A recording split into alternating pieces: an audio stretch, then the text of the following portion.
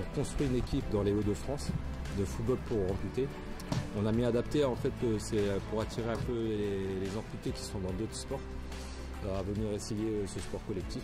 Parce que généralement ils sont dans des sports individuels, isolés. Le fait qu'ils soient en groupe, c'est quand même mieux pour leur morale, pour échanger. C'est mieux d'être ensemble que tout seul. Cette idée elle est venue par rapport à un ami à moi qui est Jérôme Rapeto, qui est dans le sud, qui a eu malheureusement un accident quand il était joueur professionnel. J'ai trouvé qu'ils n'étaient pas assez médiatisés, on ne parlait pas assez d'eux, alors qu'ils font des compétitions internationales. J'ai décidé de monter une structure et on n'avait pas de club. Nous, dans le Nord, on est pas loin de 8000 amputés, mais qui forcément ne connaissent pas la discipline parce qu'on ne la retrouve nulle part. C'est pour sensibiliser les valides, les jeunes surtout, parce que c'est l'avenir. Et changer les mentalités, c'est possible. Toujours avoir cette positive attitude.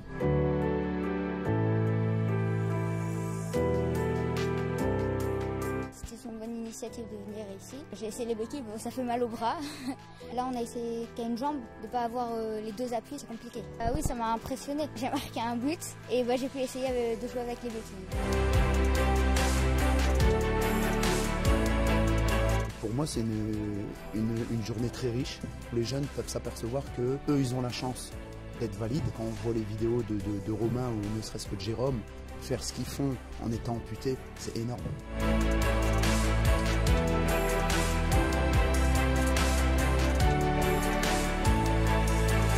Pour amputer, j'avais jamais vu. C'était une totale découverte en même temps que les enfants. Quand on parle de dépassement de soi, la valeur propre du sport ne peut pas être au plus proche. J'ai fait un seul tir, j'étais déjà en sueur. Je me dis comment ils font pour tenir autant de temps, autant de matchs. Enfin, c'était la première édition et que c'est prometteur pour les prochaines du coup parce qu'on sait qui on peut faire venir, comment on peut s'améliorer.